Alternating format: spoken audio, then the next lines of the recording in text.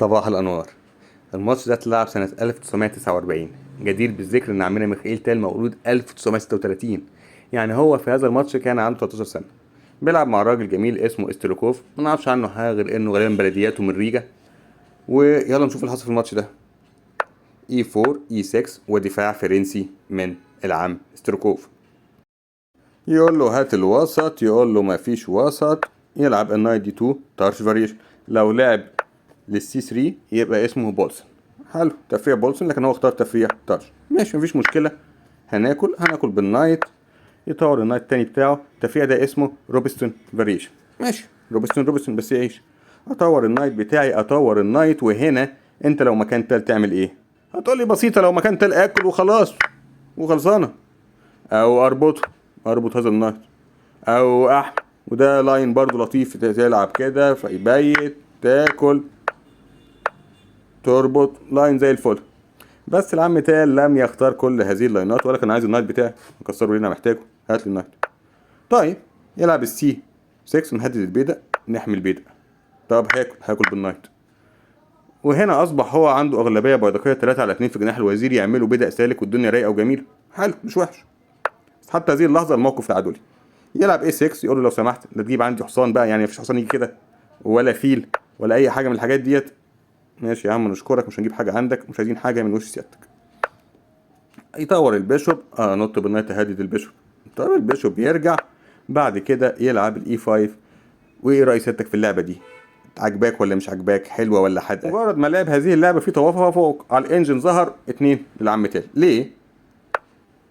ربطنا البيضه. البيضه دلوقتي متهدد ان الوزير ياكله. طب هطلع احمي البيضه. النايت ينزل مهدد الفيل، او ضاغط على الفيل ومهدد البيضه بتاع الجي. هتعمل ايه يا عم في القصه ديت؟ قال له ابيت. حمينا البيضه، البيشوب محمي. طيب لعب البيشوب جي 5، وكان من الافضل ان تلعب البيشوب اتش 6. ليه؟ وده ليه؟ اقول لك سيادتك ليه. زي بدء كده ما تقدرش تاكل. ليه يا عم اكل؟ ايه اللي هيحصل يعني؟ طيب هجيب الرخ. طيب هنزل، هو كان جاب الرخ ضاغط على البيشوب بقطعتين، فالبيشوب هيسقط.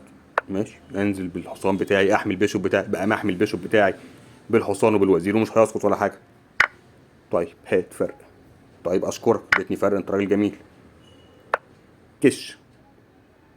هشغل حل واحد، تنزل تغطي، يوم النايت يدي كش تاني. هشغل حل واحد، خدت الوزير، خلاص سلم على الشهداء اللي معاك، خلص الموضوع على كده. تمام.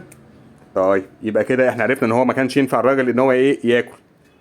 طيب مش هياكل، هيلعب اللعبه الصح. ايه اللعبه الصح؟ انزل بالنايت. اقول لك بسيطه، هيبيت.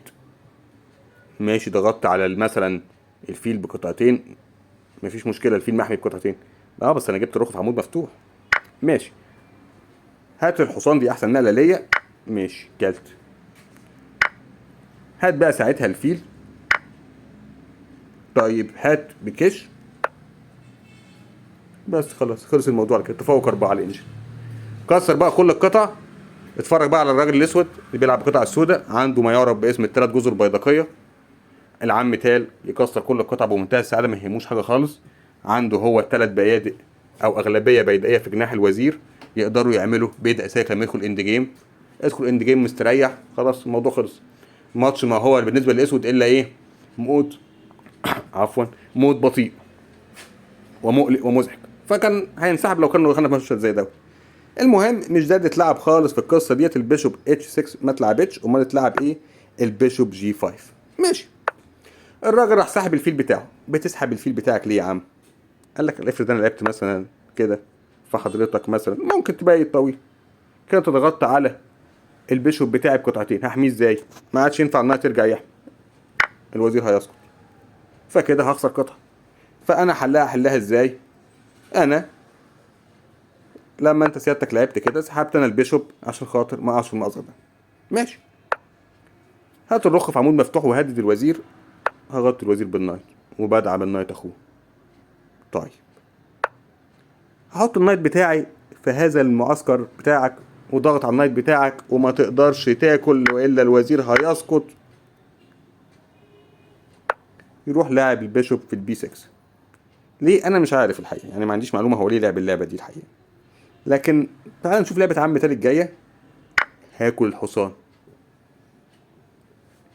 هتعمل سيادتك ايه بقى في هذه اللعبه؟ تقدرش تاكل كده، سقط الوزير. ما تقدرش تاكل كده لان ساعتها هيبقى في كش يدخل مات. طيب هو دلوقتي كان منه قطعة، ما ينفعش تاكل كده، هيبقى برضو الوزير راح، خلاص خلص الدور. ولذلك الراجل بعد ما شاف هذه النقلة، الراجل عمل ايه؟ سلم وروح بيتهم والموضوع خلص على كده. خلاص هتعمل ايه؟ قبل ما نشوف اللعبة دي عايزين بس نبص على حاجة صغيرة. العم تال وازاي موزع قطعه وزارعها. النايتين بيغنوا، الحصانين بتوعه بيغنوا، الفيلين شغالين، الرخ ماسك عمود مفتوح، الوزير مستعد ينضم للهجوم في اي وقت مقارنة بقطع الخصم، ولا قطعة شغالة وكل القطع قاعدة. مفيش غير البيشوب، والعم تال ما عندوش غير القلعة اللي في الاتش 1 اللي مش شغالة. توزيع قطع بفن، ده اللي لازم نتعلمه من العم تال. اشكرك لحسن متابعتك، اشوفك الحلقة الجاية على خير وسلام.